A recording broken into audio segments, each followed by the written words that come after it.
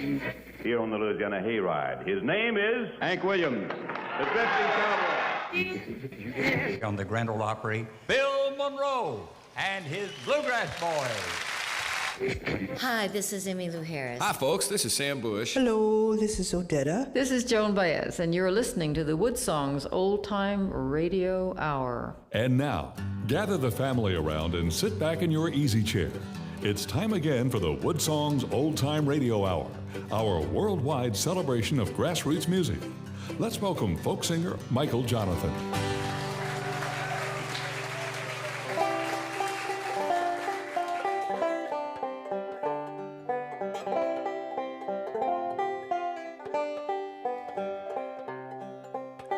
Here's a beautiful old song made popular in the late 1930s by the first superstar of the Grand Ole Opry. His name was Uncle Dave Macon.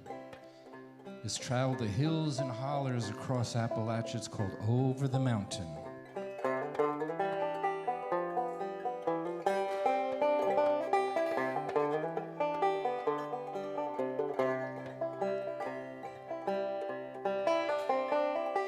I'm always lighthearted and easy.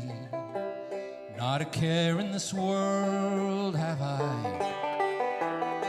For I am loved by an Ollie, and I couldn't forget if I tried. And she lives far away o'er the mountain, where the little birds sing on the trees, and the cabin's all covered in ivy, and my Ollie, she's waiting for me.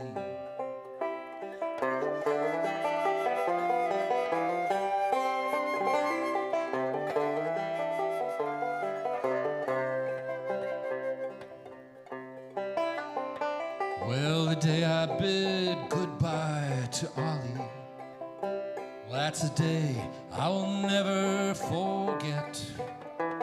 For the tears bubbled up from their slumber, and I fancy I see them yet.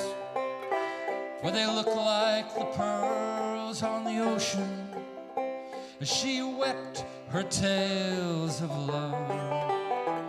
And she said, my dear boy, don't forget me till we meet here again or above.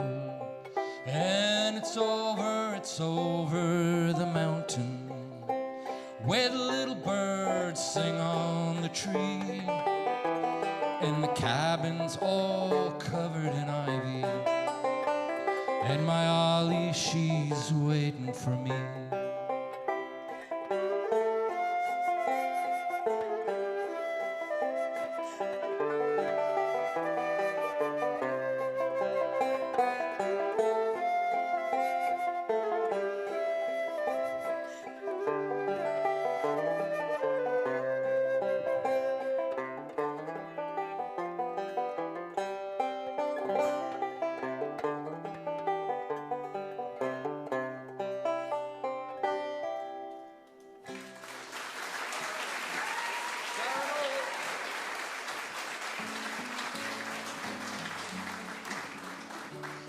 WoodSongs is presented in part by our family of WoodSongs partners, by the Kentucky Department of Tourism and VisitLex.com, inviting people from all over the world to visit our lakes, mountains, parks, sports, music, and art festivals, and more. You can explore everything Kentucky has to offer your family vacation online at KentuckyTourism.com, and by the Martin Guitar Charitable Foundation, supporting professionals and front porch pickers since 1833. Online at martinguitars.com.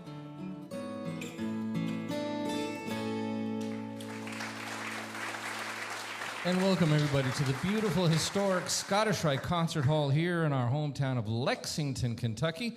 We're broadcasting all over the world, from Australia to Ireland, New Zealand to New York, Yuma, Arizona, and across the Yukon and even Canada. We are celebrating this beautiful world of front porch music. It's folk and blues and bluegrass, country, Celtic, so many things.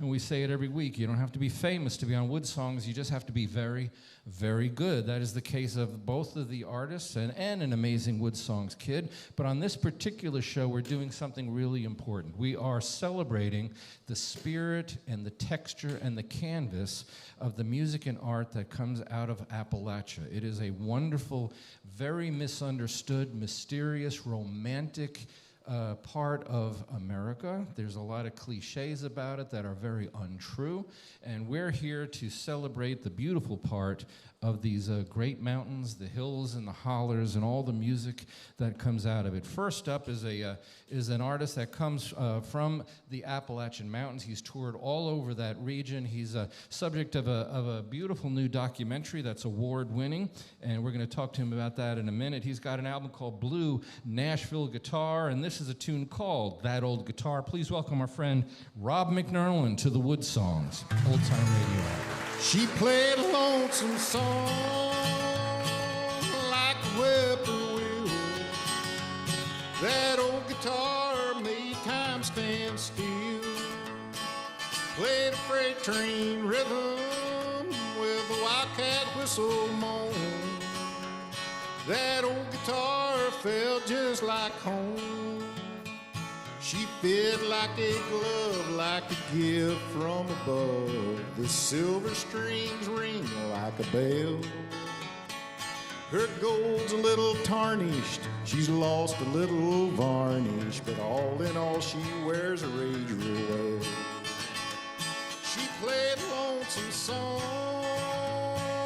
like a whippoorwill. That old guitar made time stand still. Played a freight train rhythm with a wildcat whistle moan. That old guitar felt just like home. The miles that she drove and the roads that she rode, the ears and eyes and hearts that she's charmed.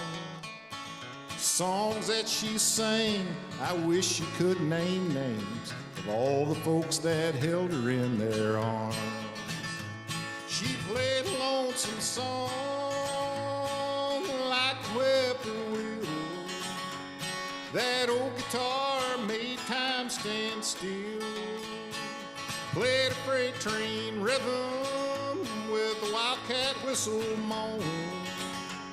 That old guitar felt just like home. Like all of us, I guess, she'd like to get some rest in a museum grave or a case. But on heaven's shore, I'm betting the good Lord will raise her up on Resurrection Day. She played a lonesome song like a whippoorwill. That old guitar made time stand still. Played a freight train rhythm with a wildcat whistle moan. That old guitar felt just like home. Yeah, that old guitar felt just like home.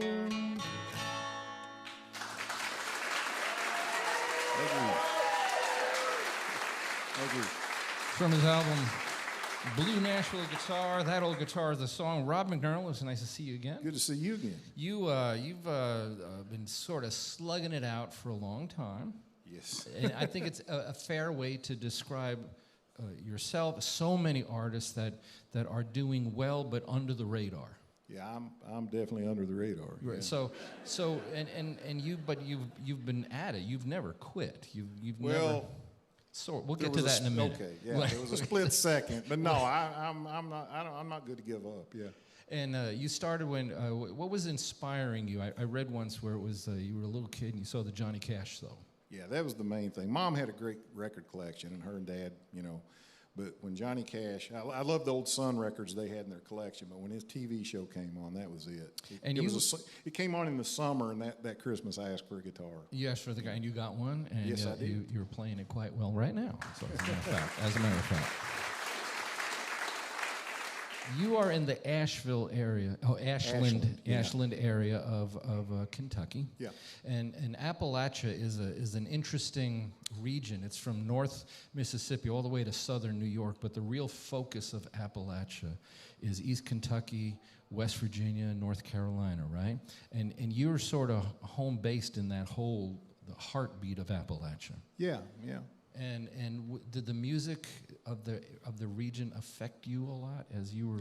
Well, the main thing that I noticed from there, different than a lot of places, everybody plays music. They might not be trying to make a living at it or even playing out, but almost everybody has a guitar or a banjo or a fiddle or something stuck behind the couch or under the bed. You know, there's just so many musicians, and most of them are really, really good. You're right. And it's that front porch spirit that we talk about a lot, because there's not a lot of stages. Yeah. Most of the counties are dry, so there's not a lot of clubs, right? Yeah.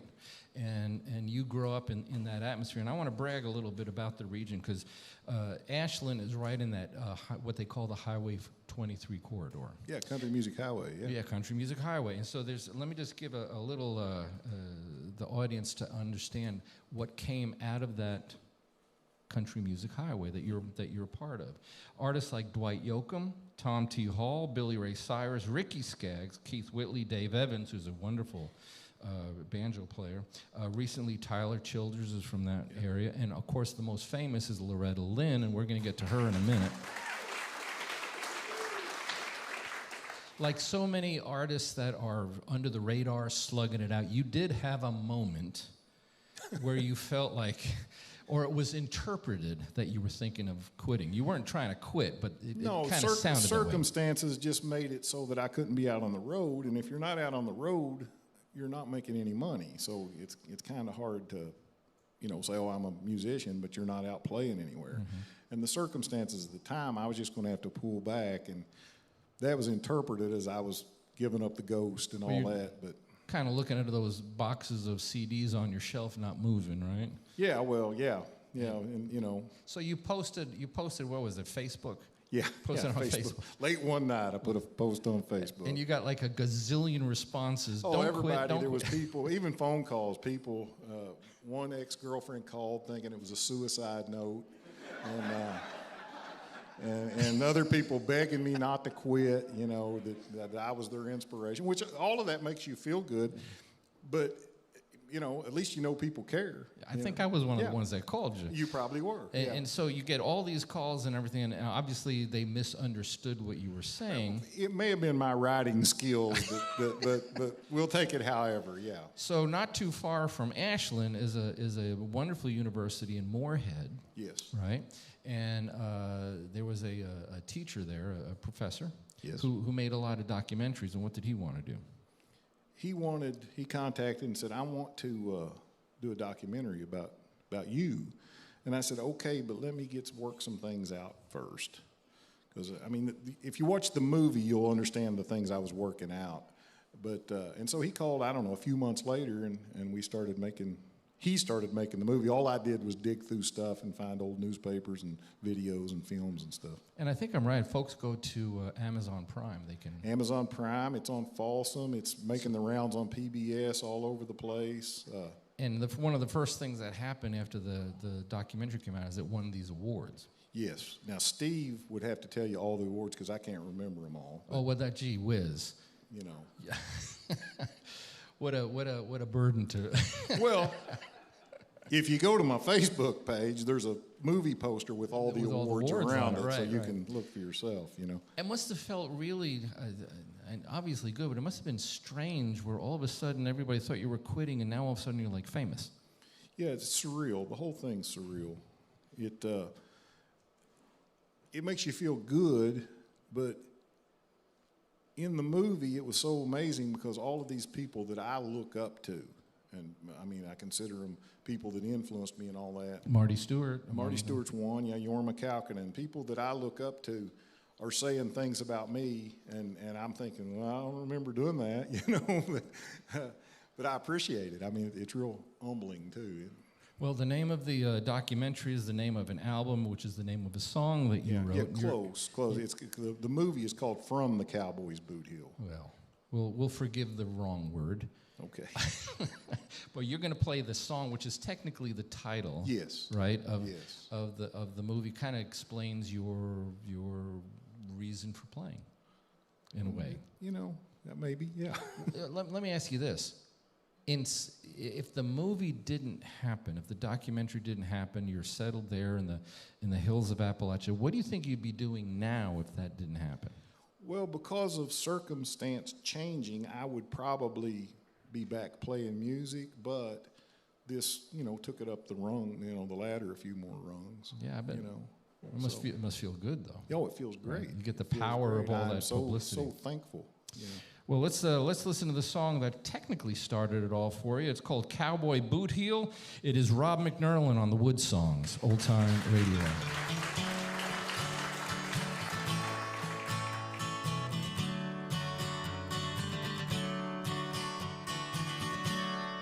Early morning, almost dawn.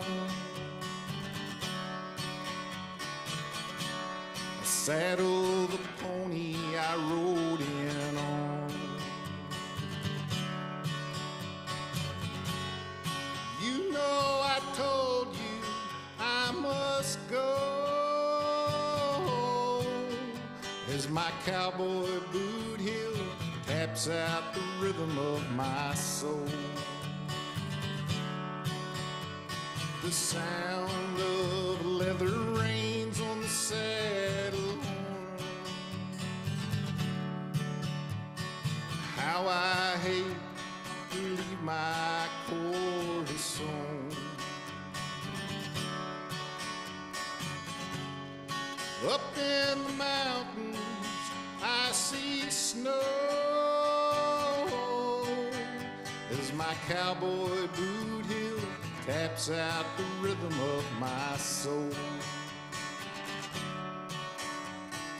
Don't ask how long I'll be gone. I'm heading for the hills of the unknown. Just what I'll find there, I don't know. As my cowboy boot heel taps out the rhythm of my soul. May find danger, I may find strangers dressed as angels unaware. May find grief, may find peace with girls with raven hair. I'll trade these jewels for things I need. God will protect me as I sleep. My Indian blankets will keep me from the cold as my cowboy boot heel taps out the rhythm of my soul. Has it been a week or a day? Is this the trail or have I lost my way?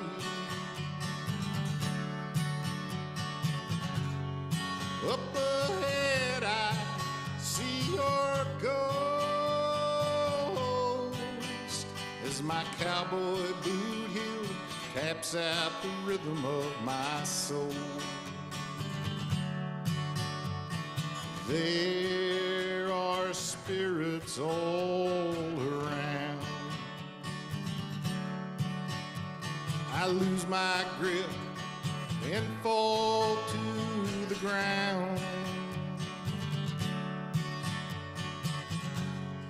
Pony's head is hanging low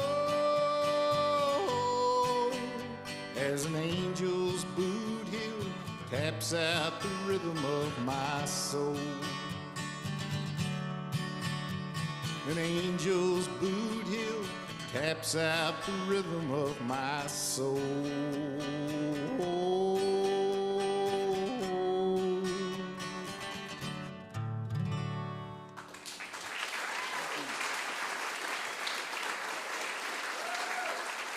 Music of Rob McNurlin. If you want to know more about the music of Rob McNurlin, his tour schedule, make some of his music part of your home music collection, all you got to do is go to the WoodSongs website, click on the archive page. This is show number 1175. You can find out more about Rob McNurlin as well as our next artist, who's doing something that I think is very, very special. Like we mentioned, the Highway 23 corridor and the Appalachian Mountains, the beauty, the elegance, the romanticism of it, and especially the music. One of the most famous musicians that came out of the Appalachian Mountains was a young girl from Butcher Holler in eastern Kentucky. She got married when she was like 15 years old. By the time she was 19, she had 4 kids.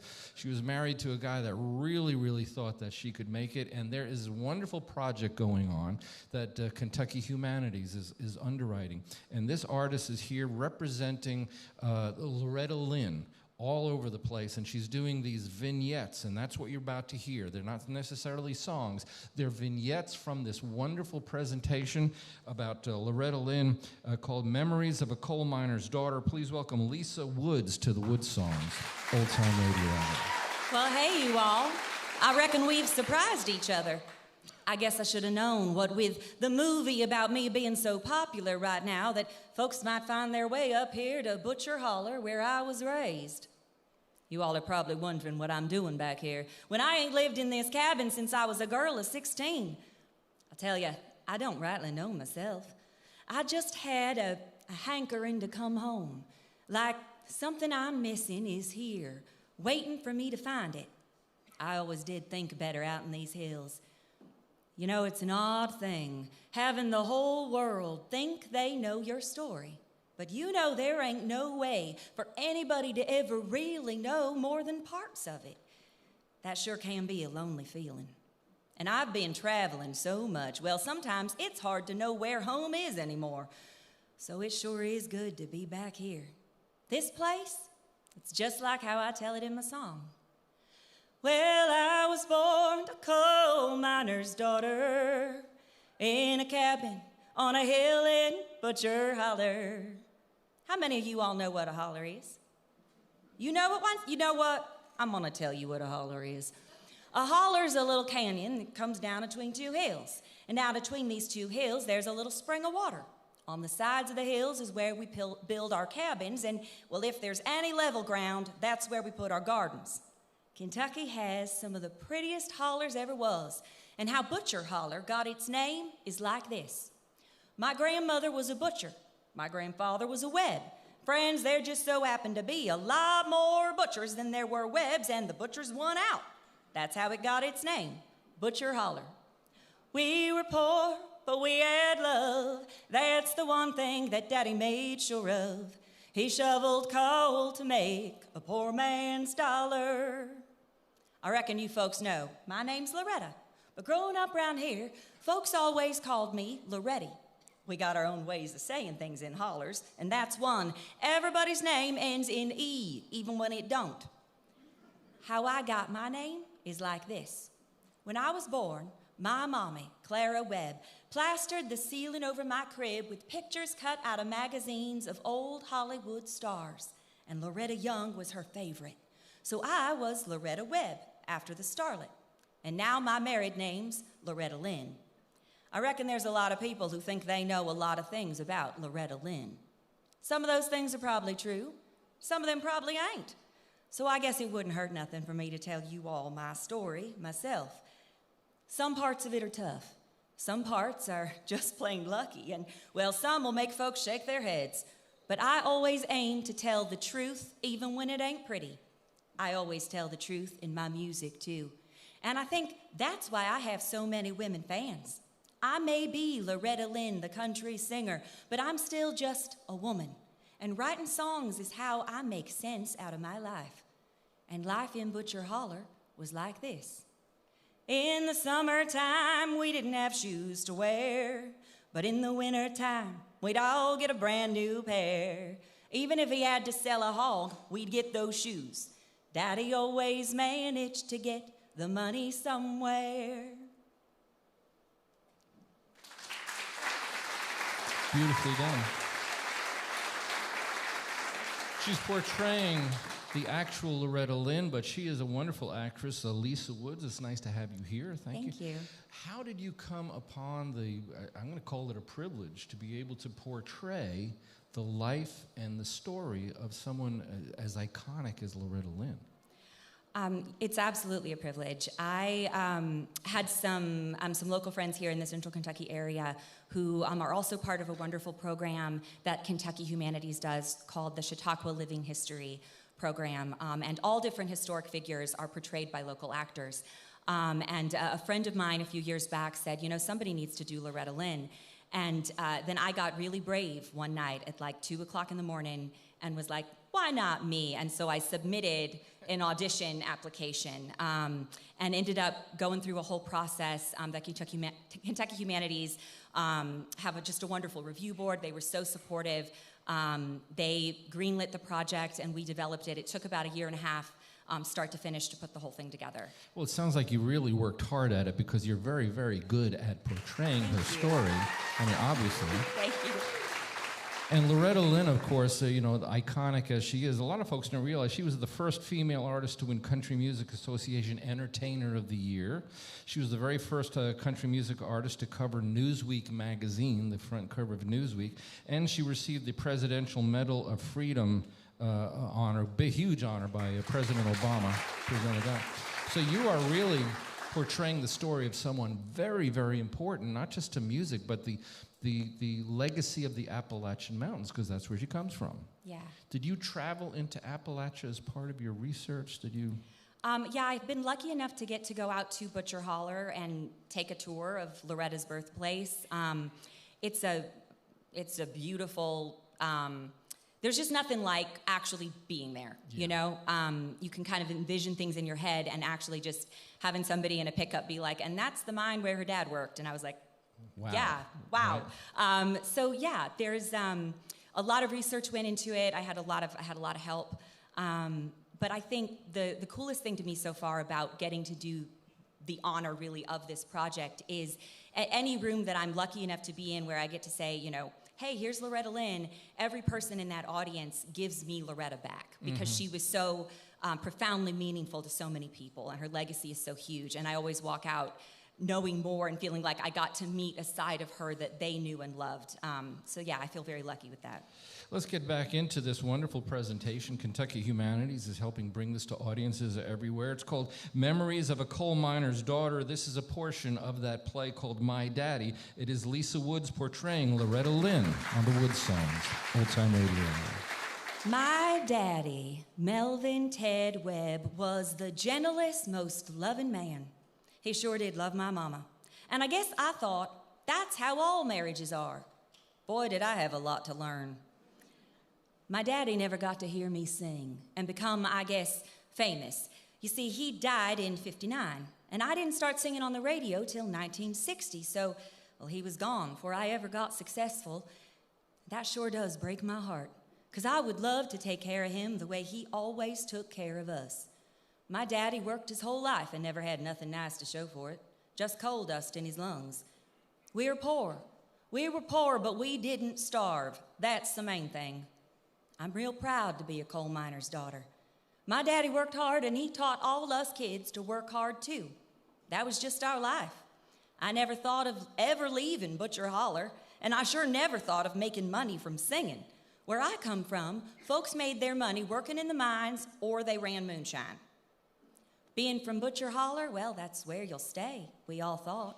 We're way back in the hills. But one thing I'll say about hill people, we all have music in our blood.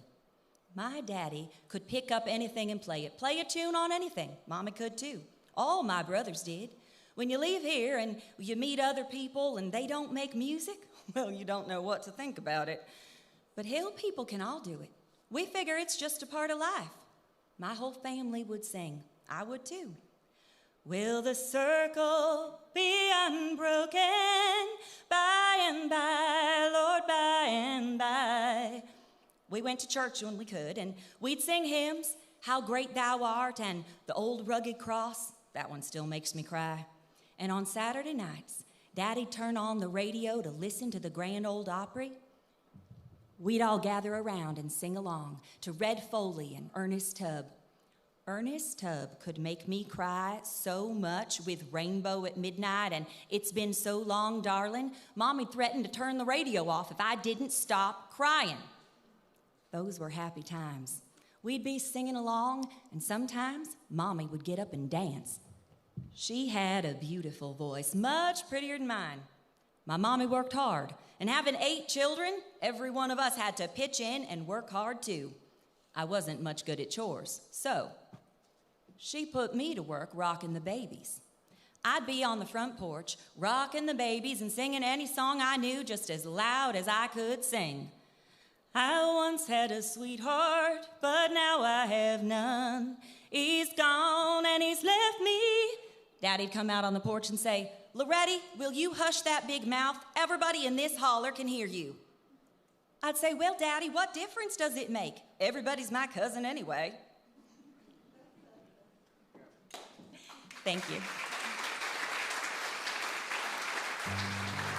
It's the great Lisa Woods, a wonderful actress portraying Loretta Lynn on the WoodSongs broadcast. We also have a wonderful singer-songwriter. We got Rob McNurlin. We're going to get back to both of their stories and amazing careers in the second half hour. And wait till you meet this week's WoodSongs kid. We will be back right after this. You're listening to WoodSongs Show number 1175, broadcasting around the world by the foothills of Appalachia in Lexington, Kentucky. If you would like to attend a WoodSongs broadcast, you can find reservation and show schedules on our website, WoodSongs.com. We'll be back after the break with Rob McNurlin, Lisa Woods, and our amazing WoodSongs kid on the WoodSongs Old Time Radio Hour.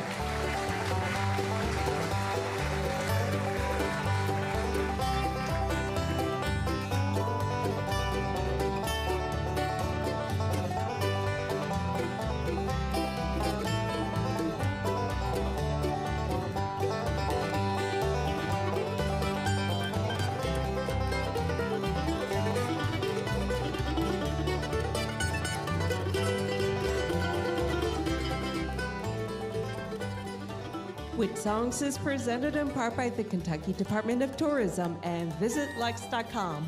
WoodSongs is an all-volunteer multimedia front porch for artists worldwide. You can visit our archive of past shows, attend a broadcast while in Kentucky, or become a WoodSongs partner from our website, WoodSongs.com.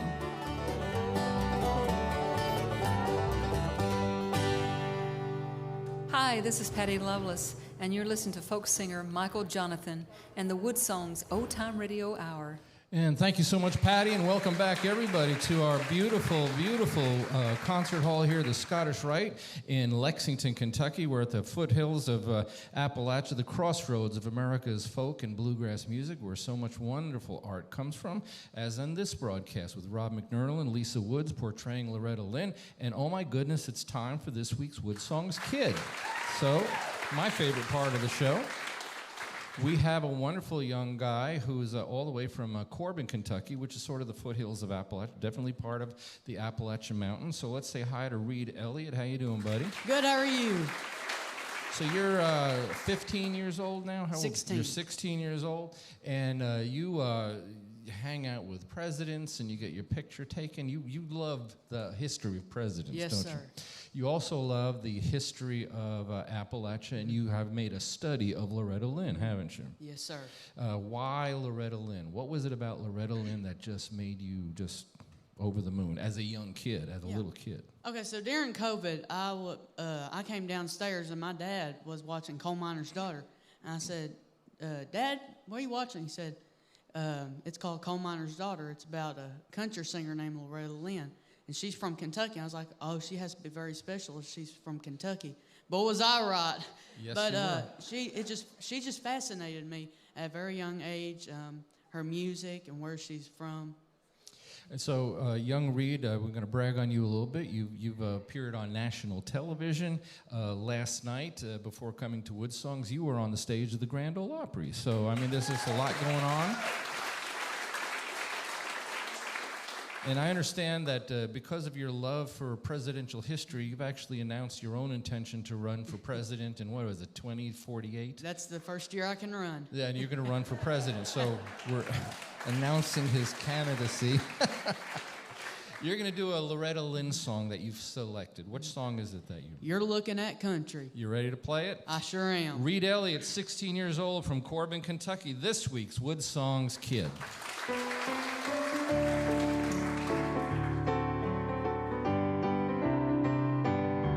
Well, they like my loving done country style, and this little boy would walk a country mile. Find him a good old slow talking country girl. I said a country girl. I'm about as old fashioned as I can be, so I hope you like what you see. If you're looking at me, you're looking at country. You don't see no city when you look at me, 'cause the country's all I am. I love running barefooted through the old cornfields, and I love that country ham. Well, you say I'm a man just to fit your plans, but on the barnyard shovel fit your hands. If your eyes are on me, you're looking at country. This year's country is a little green, but there's a lot of country that you ain't seen. I'll show you around if you show me wedding band. I said a wedding band. When it comes to love, well, I know about that. Country folks all know where it's at. 'Cause if your eyes are on me, you're looking at country. You don't see no city when you look at me, 'cause the country's all I am. I love running barefooted through the old cornfields, and I love that country ham. Well, you say I'm a man just to fit your plans, but does a barnyard shovel fit your hands? If your eyes are on me, you're looking at country. If your eyes are on me, you're looking at country.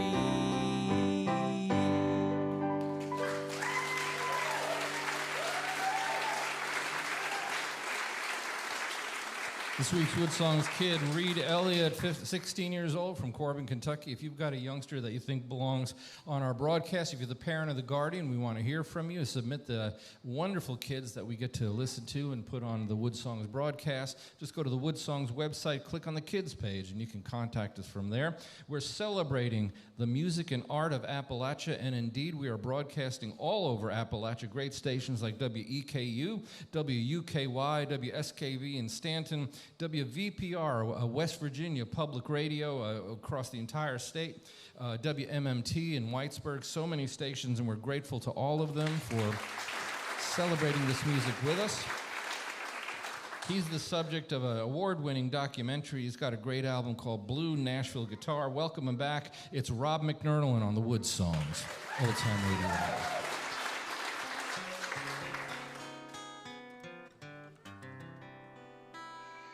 I wish I was under the western skies with the one I love, standing on the mountain high with nothing but skies above. Coyotes would be howling, the hawk would float on the wind. If I was under the western sky, I'd never come back again.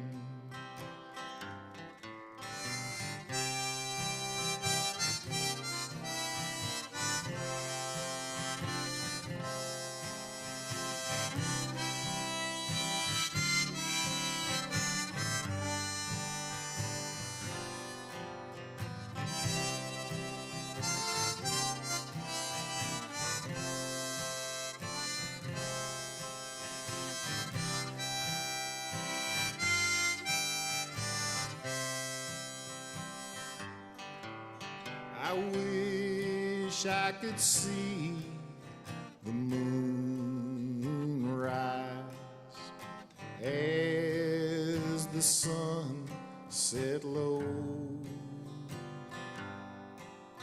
standing under the western sky with the one I love so. Shadows would be growing, still would fall with the night. I'd be content with the one I love under the western sky. I'd be content with the one I love under the western sky.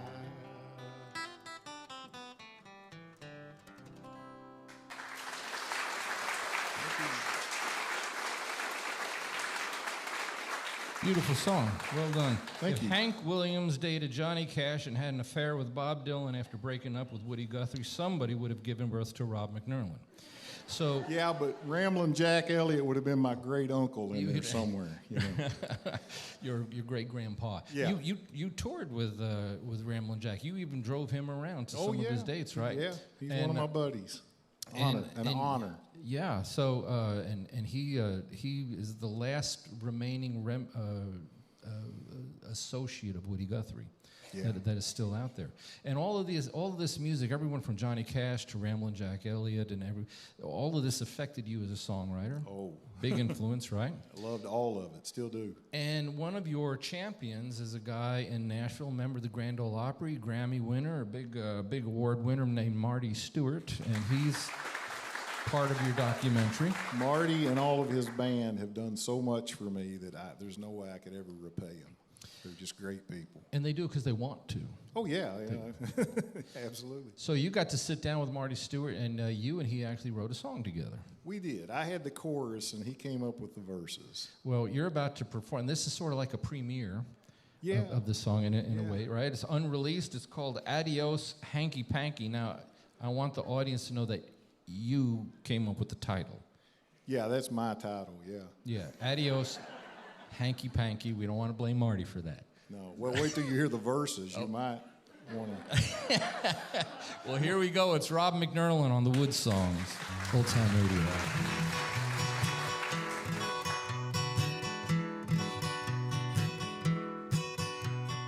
Tokyo Tina from Boom Bombay, a cute, pretty kitty with a shaved sachet, came to town to join the country scene. Rhinestones, twang songs, hillbilly dreams. A Gucci girl with a poodle named Steve. I heard her tell the boys when she started to leave. Adios, hanky panky. Arrivederci, hoochie coo. Sayonara to the spoonin'. Toodaloo, pitch and woo. Adios, hanky panky. Arrivederci, hoochie coo. Tokyo Tina exuded romance, a ginger go-go-getter in the art of dance. She'd shag in the morning, Watusi at noon. I've seen her swim neath the big yellow moon. All the boys followed her home. She'd walk them to the door and leave them alone, saying, adios, hanky panky. Arrivederci, hoochie coo. Sayonara to the spoonin'. Toodaloo, pitch and woo. Adios, hanky panky. Arrivederci, hoochie coo. Adios, hanky panky. Arrivederci, hoochie coo.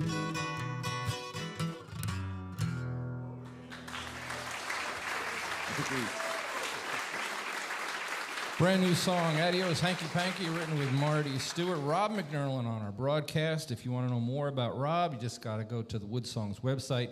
Click on the archive page. This is show number 1175, and we'll tell you how you can contact him, as well as our next artist who's presenting and bringing the life and times of Loretta Lynn to audiences everywhere. She's going to do a vignette called The Way It Started. Excuse me. It's Lisa Wood on the WoodSongs Old Time Radio. Sometimes I look around this holler and I think, how did I get out? And the answer is my husband, Doolittle. He took me out. See, I was only 15 when I met Oliver Doolittle Lynn, and 1 month later I married him on January 10th, 1948.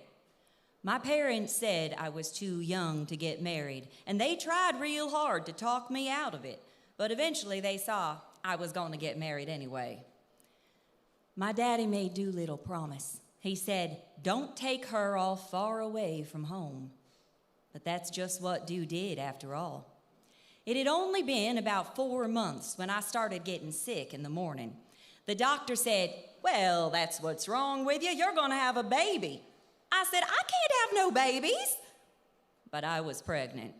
And Doo, he took us far away from home, all the way to Western Washington.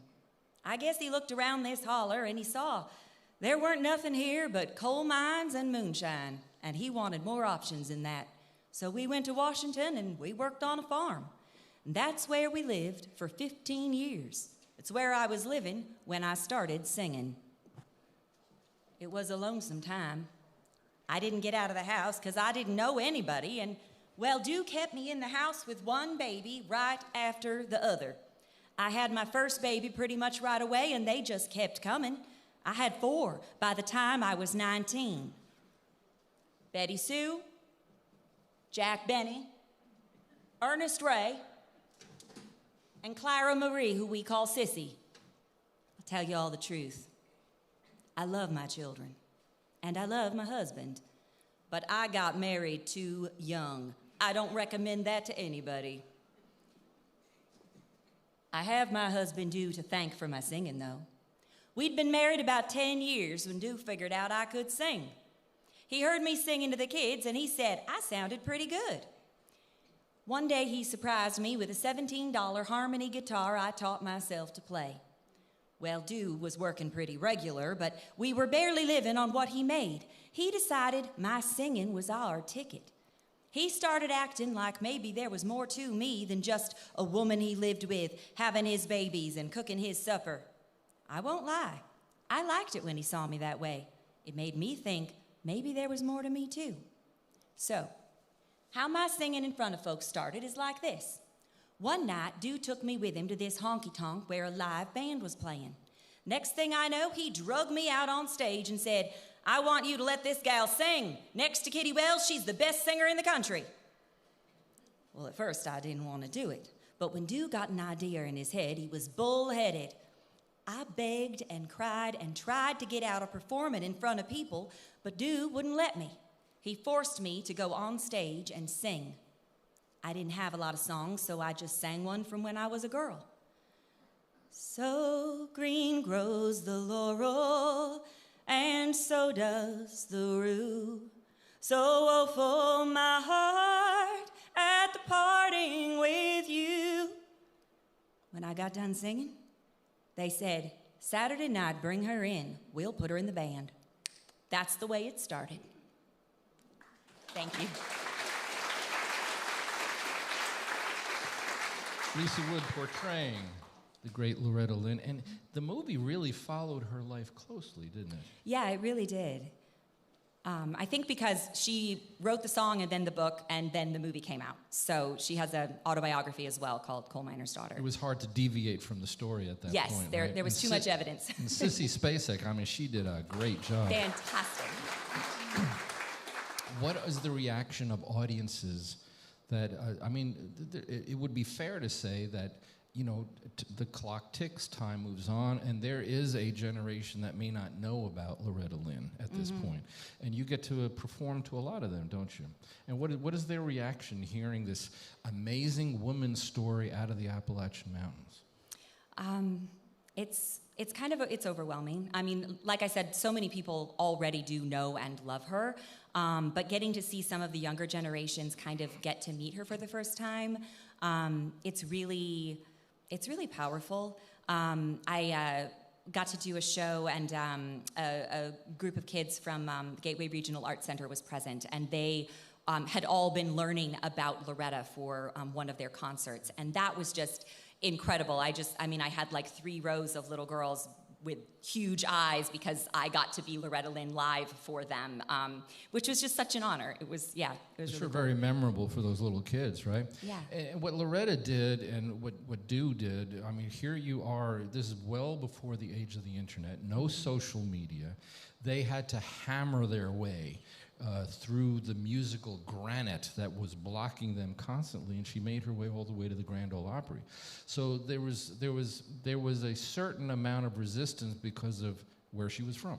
Mm-hmm. Right, there wasn't a whole lot of acceptance that, you know, they called it hillbilly music at the time, but she looked past that and just wanted to be good. Yes, absolutely. And this is the spirit that you're feeding off of. Yes, I think she was just so iconically honest that the people who heard her music couldn't help but love her because she was telling them the truth. And that really set an example, which I think in a lot of ways created the Highway 23 corridor that so many came after her. Dwight Yoakam and Keith Whitley and Ricky Skaggs, and so many saw that she was able to do it from that region of Appalachia. They could do it too. Mm-hmm. And so you're sort of representing the power and spirit of Loretta Lynn's motivation that really affected so many other artists. And so you're like you're shouldering a great responsibility. It's a big honor. I feel very, very lucky. Yeah. Well, we want to get back into what you were doing. She is portraying Loretta Lynn to audiences. Thankful to Kentucky Humanities for helping you out to do this, right? Yes. And it's keeping you busy, right? It is keeping me very busy.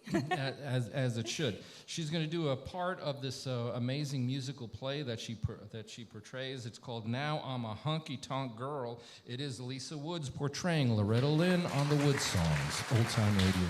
Well, you know, when I first started singing, I looked at the songbook and I thought, heck, this is easy. So I threw the songbook down and I wrote my own songs. I wrote about things that happened, things I felt. Being able to write about the things I felt deep inside was good. And when Dew heard the songs I wrote, he said they were good. I'd be out working in the fields, picking strawberries, and writing down a song on any scrap of paper I could find. Ever since you left me, I've done nothing but wrong. Many nights I've laid awake and cried. We once were happy, my heart was in a whirl, but now I'm a honky-tonk girl.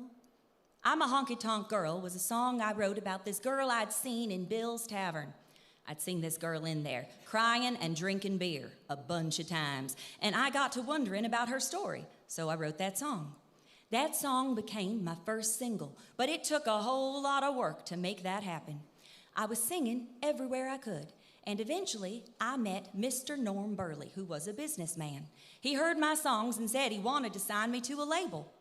Mr. Burley gave us the money to make a record, and off we went to Los Angeles. We didn't have no idea how to get a record made. Dude just knocked on doors until he found the studio where Speedy West worked. Speedy was well known in country music, and he got some real good musicians to play on my first record. A few weeks later, they shipped us those records. I couldn't believe my songs were on an LP album. Me and Dew got right to work. Dew took some pictures of me, using a bedspread for a backdrop, and we mailed out 3,500 copies of my record with my picture to every country music radio station we could find. We called up disc jockeys and asked them to play I'm a Honky Tonk Girl. Then Mr. Burley paid for us to go on a promotional trip. He was real good to us. We left the kids with my brother and his wife, and Dew drove our old Mercury all down the West Coast and all over.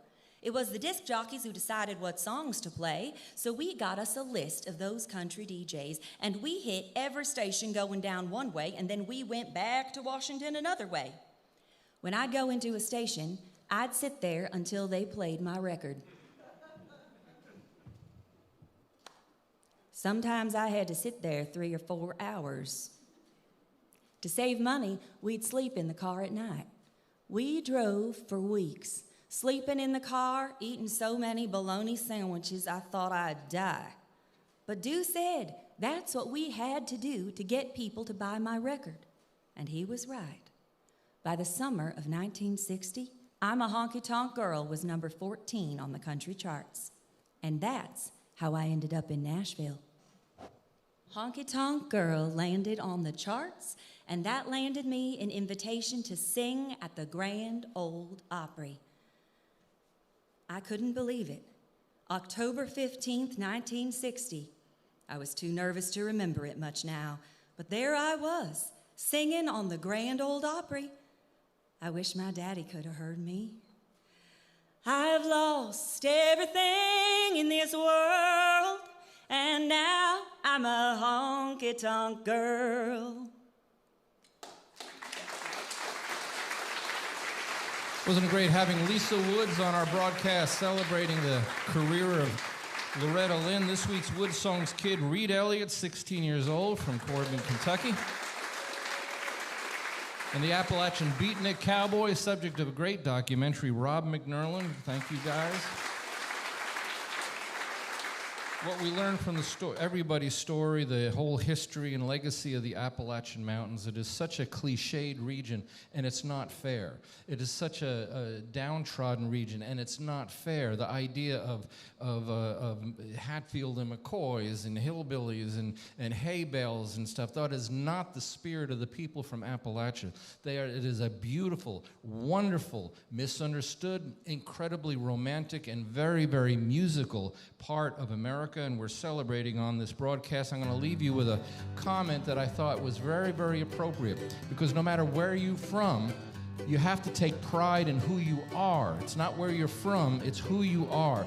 And somebody said this: we will never reach our potential if the place our children are born determines their place in the world. Lieutenant Governor Jacqueline Clemmer said that right here in Kentucky. So thank you so much for tuning in. My name is Michael Jonathan. I'm a folk singer. I am a song farmer. We'll see you next week on the WoodSongs.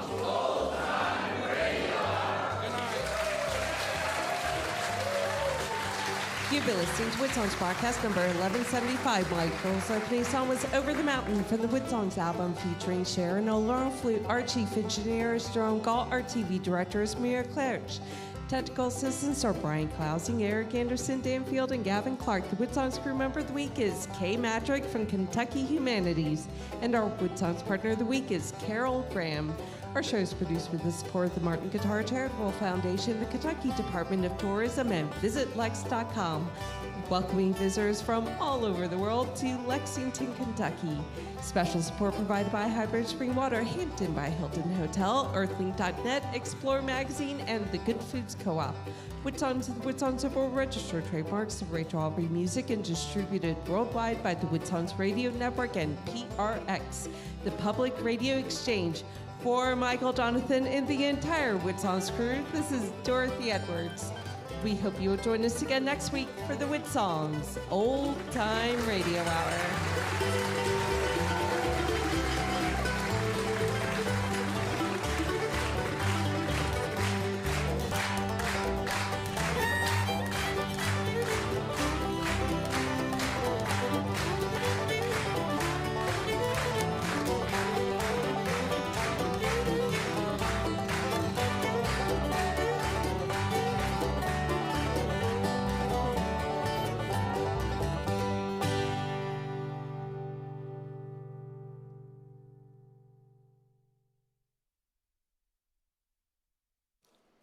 The online version of WoodSongs is a free gift to our worldwide audience, provided by VisitLex.com, KentuckyTourism.com, and the Spring Hill Suites.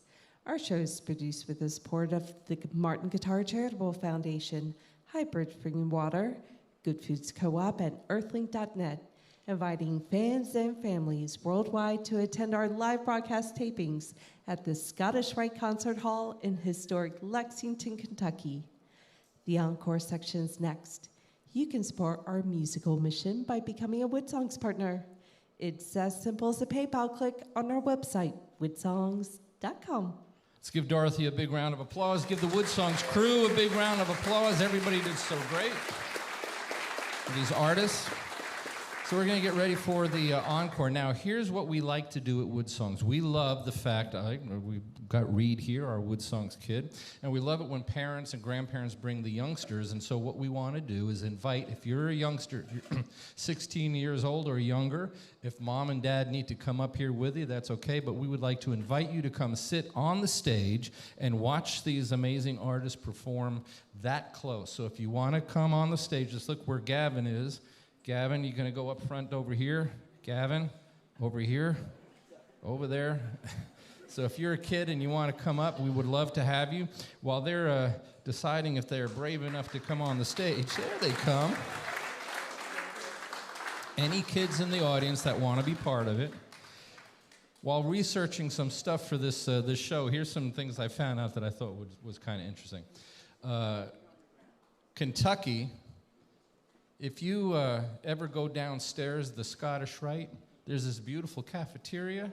It was paid for and designed by Colonel Sanders. So a lot of that going on. There's a restaurant in Louisville in 1934 invented the cheeseburger, right here in Kentucky.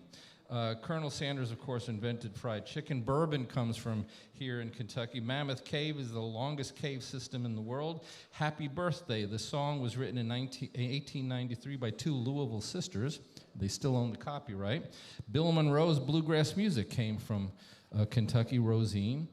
Paris, Kentucky, there was a folk singer named Logan English from Paris, Kentucky, and he was the first person to introduce Bob Dylan to audiences, and he was the first person to put out a tribute record to Woody Guthrie, right there in Bourbon County in Kentucky. And Bourbon County is also famous because there's an African-American inventor named Garrett Morgan, right there in Paris. He invented the traffic signal that we all wish were timed better.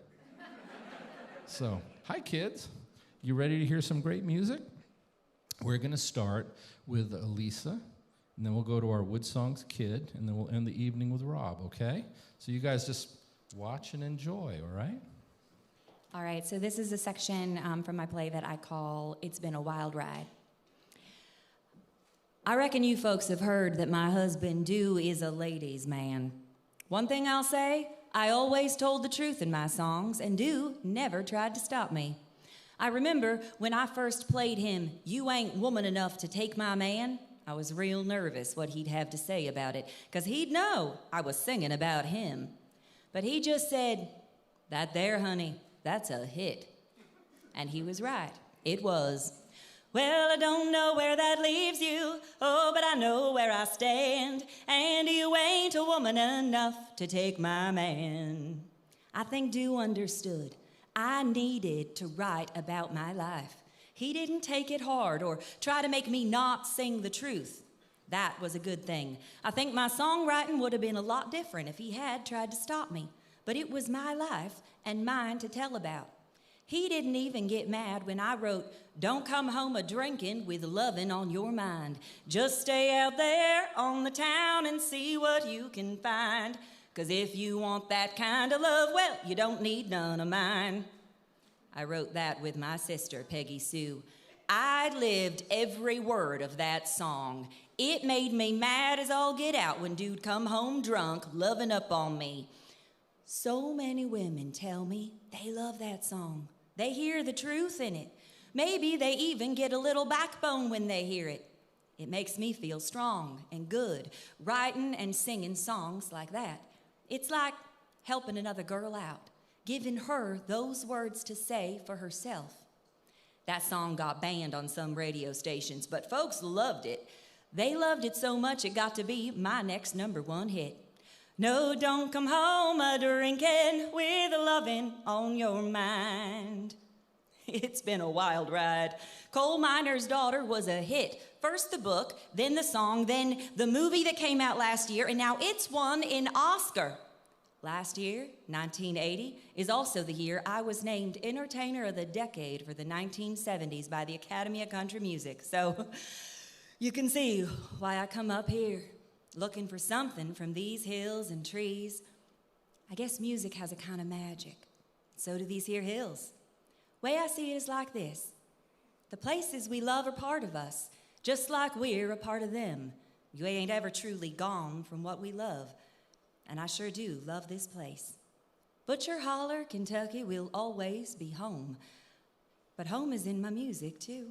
And it's in all the people who listen to my songs and feel connected to the places and the people they love, too.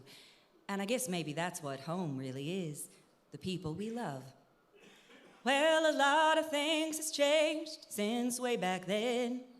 And it's so good to be back home again.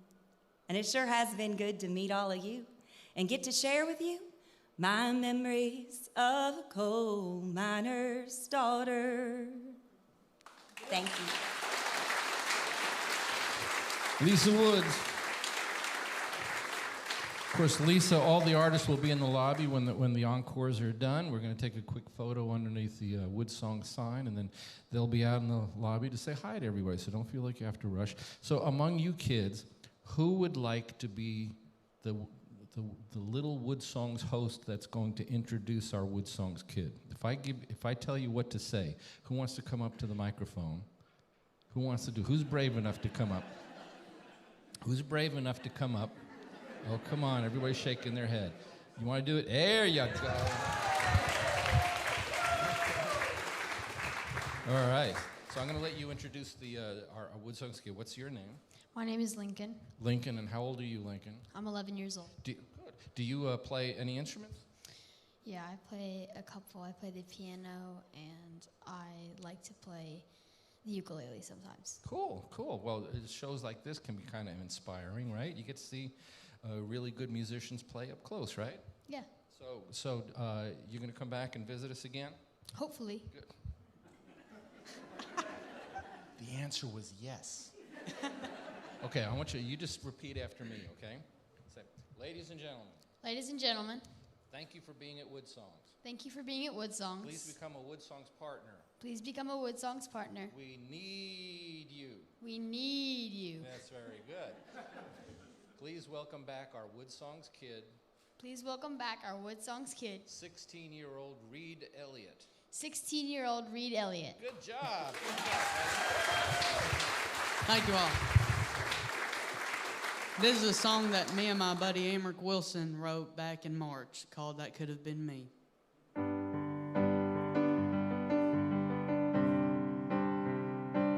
I remember the dreams I had of the day I'd walk out on that stage.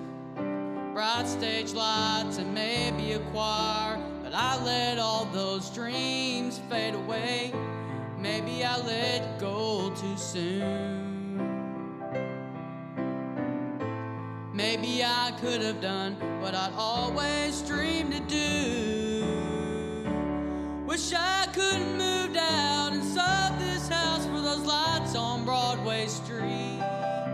Maybe find love and ditch all the clubs and settle down somewhere south of Tennessee. Man, that could have been me.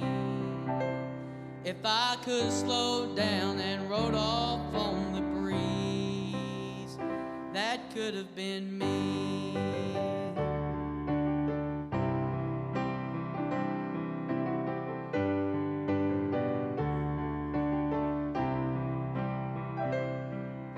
I still love it here in North Carolina. Got a good view of the Blue Ridge Mountains.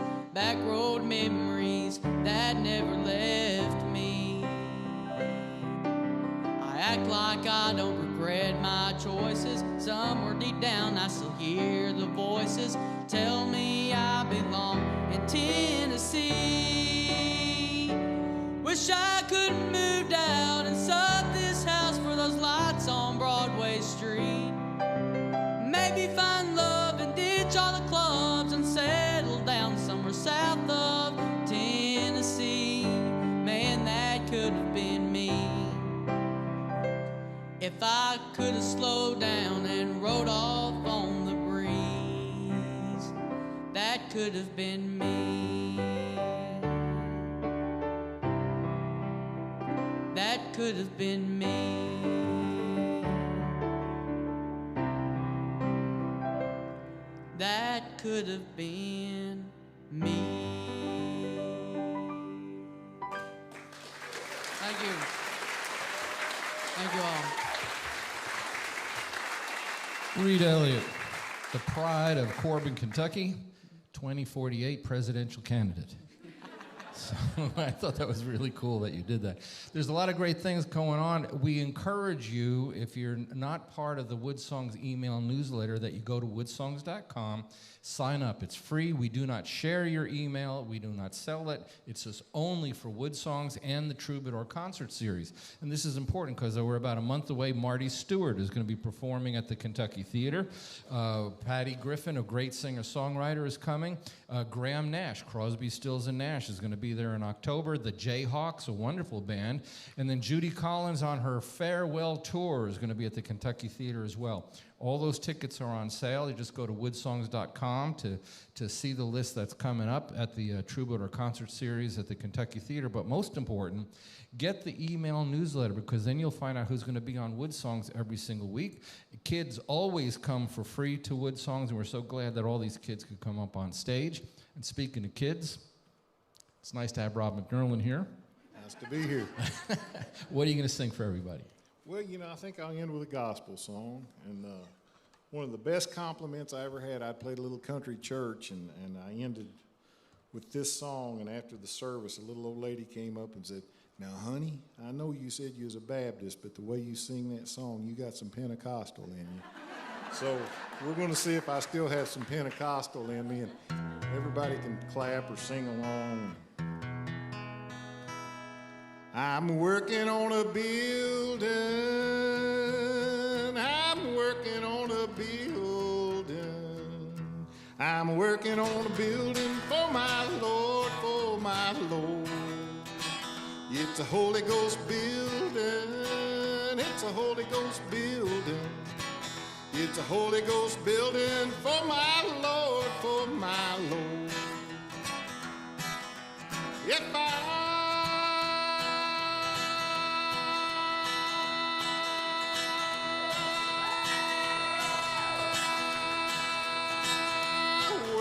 pusher,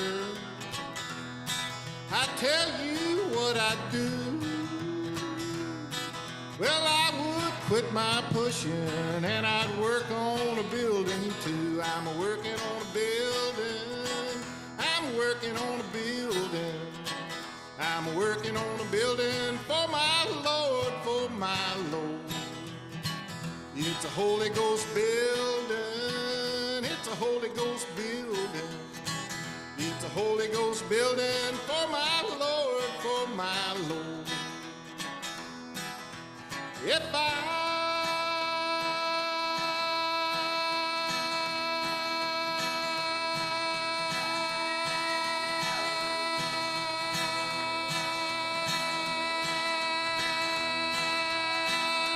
were a preacher, I tell you what I'd do. Well, I would keep on preaching and I'd work on a building too. I'm working on a building.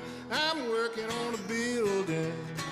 I'm working on a building for my Lord, for my Lord. It's a Holy Ghost building. It's a Holy Ghost building. It's a Holy Ghost building.